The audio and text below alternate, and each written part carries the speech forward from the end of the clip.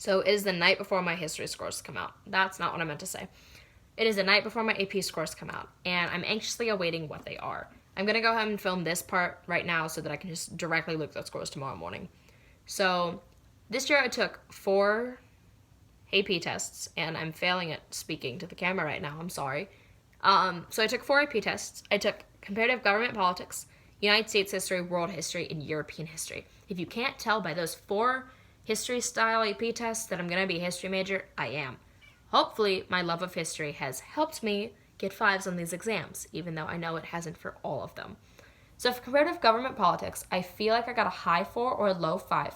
I'm going to go with a 4 just because aim low, I don't know. But it's very black and white versus the other histories, which are stimulus-based questions, which are actually BS. But that's besides the point. It's either you know it or you don't. And as much as I want to think that I knew enough of it, maybe I didn't because I wasn't 100% confident with the class, so I'm going to go with a 4. On United States history, I feel that I got a 4 on it because even though I do very well with writing and DBQs and LQs and short answers and all that fun writing jazz, I didn't know what the progressive era was that much. So I feel that any of the points I got from that are just because I formatted the DBQ correctly. So I'm thinking I got a 4 on that, but sadly Hamilton did not help me on my essays.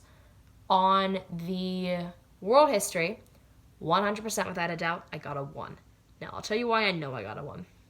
Is because I only did a 4th of the exam. And the 1/4 of the exam I did probably half of it wrong. Multiple choice has always been my weakest part, but I make it up in the writing section. But if I didn't do any of the writing section, there's nowhere to make those points up. The reason I only did a 4th of the exam, because most people do their tests, is because my comparative government politics and my world history test were on the same day at the same time. So, because most people don't take both of those classes the same year, they're scheduled the same day, and I had to take the makeup for world. But the makeup for world fell after seniors graduated, so I had to come back to the school on a day we weren't even supposed to have school and take a test that my college had already told me that I'm not going to get any credit for no matter what score I got, because they just don't accept the credit. So I have to go to school on a day I'm not going to school, and I have to take a test that I'm not going to get anything for. So once I did the multiple choice and felt bad about the multiple choice, I was like, why am I really doing this? And I just was like, you know what, whatever, I quit. I'm done with this. I have no reason to be doing this other than to see how well I can do for myself. But I know that I'm confident in history, but I'm not confident in stimulus-based questionnaires. So thought, why am I doing that?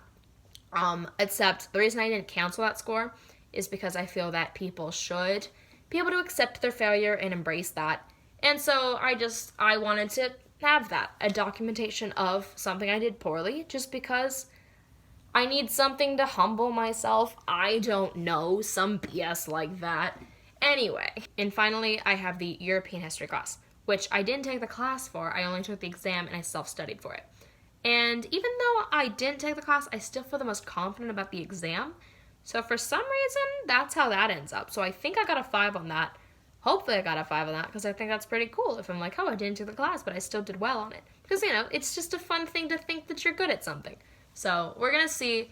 Tomorrow morning I'm going to check the scores, and hopefully I did well. So hoping for 5s, but obviously not on world, so.